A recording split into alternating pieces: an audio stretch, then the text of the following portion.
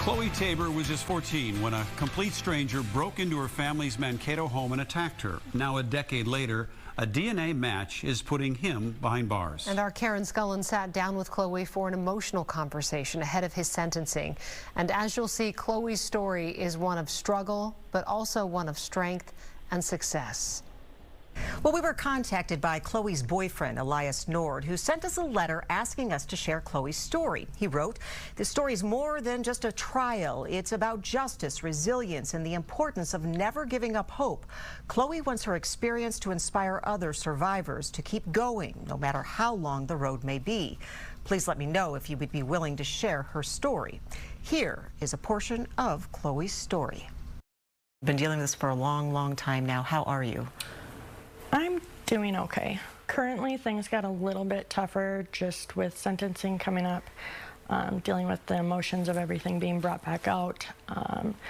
It's almost like you have to relive it again. Sleep, night terrors, all of those things happen. Is it good for you to talk about what happened? Do you not talk about what happened? Yeah, for many years I didn't talk about it. I just recently started talking about it after I got that first call that they had a DNA hit, and that's when everything kind of came flooding back in. You were 14.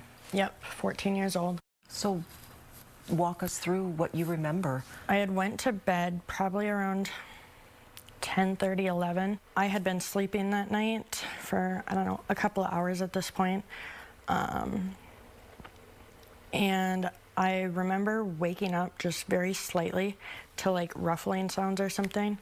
He knew to unplug and turn off the headlamp or the heat lamp for my lizard's cage and took my phone immediately before crawling into the bed or anything, so I couldn't call for help or anything.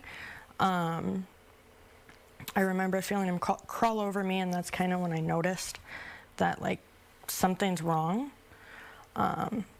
And pretty quickly after that, I had a hand over my mouth and was told that if I screamed or did anything to wake my parents or anything, that he'd kill me. And that's basically how that was. And yeah, after the attack was done, I was told to go get him a glass of water. And I quickly ran out. All I had on was a shirt. At this point, crying, sobbing, I ran straight to my dad's bedroom downstairs, woke him up. On the phone, they're like, you know, don't shower, don't do anything to your body that could, you know, erase evidence or anything. They showed up, they took pictures, they swiped for fingerprints on the windows and the windowsills, checked my bedding. So at the age of 14, you're calling the police to ask if there are any updates or any progress on your case. Yeah, and I did that for years. Wow. And eventually it got to the point I was like, they're not going to do anything. I struggled a lot with doing not so safe things. I ended up getting pregnant at 15. It's another one that I thought was a really weird symptom of it, or sign or whatever, is you would think after being raped that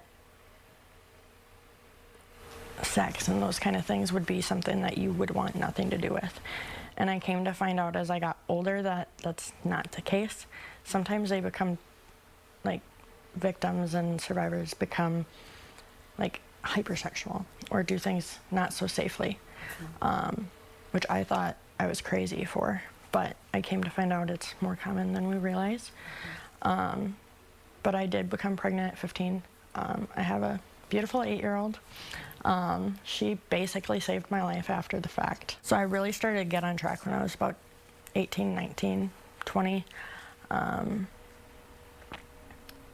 and then all that kind of hit 2 years ago. I was about to say, so you got a call one day that there was a DNA match? Yeah, 8 years had passed. I was working at a school in Cleveland, Minnesota. I was on my lunch break, and it was only probably 2 or 3 minutes before I was going to head back in for the rest of my shift, and my phone rang, and it said Blue Earth County. The rest of that day, I sat in my car for 45 minutes, like hyperventilating and sobbing and calling my aunt and my mom. When you saw him for the first time, what would you think? The first time, I remember it very, very well. He continued to turn back and like stare at me. And I was doing okay at first. When we first went in there, before that, I felt super anxious and nervous and just so many emotions I didn't understand at the time. But when he started looking back, I got pretty freaked out. I started shaking. Eventually the advocate asked the attorney to make it stop somehow, because he was almost turned around in his chair looking at me. And so being at all the hearings has helped me to understand the process, and I think it helps me cope. And has it empowered you? It definitely has, because I've come to realize that cold cases like mine are very rare. Will you forgive him? No, I don't think so. And that's kind of hard to say, because I think forgiving people is big, but I do think there's certain things that just can't be forgiven. Usually at sentencing, I think they give the defendant an opportunity to speak. Do you hope he apologizes? Or what do you hope he says? Admit what he did and take accountability for it, at least. An apology isn't going to stop anything, but it might be good to hear. I don't know. You're looking forward to sentencing? Oh God, yeah. I can't wait for it to be completely done. Can't wait for it to be done. I've waited for it for 10 years. And yeah, being heard and like getting somewhere and knowing that everything I went through the last 2 years meant something. The pain and the side effects and things that can come from it can last forever. It's been 10 years and I have PTSD, and it can take over some days to the point I can't do anything. And they're not always directly associated with what happened. It's just how the brain responds. And so I want family to understand and give some grace to their friends or their family members who maybe are going through it, or have gone through it and are struggling.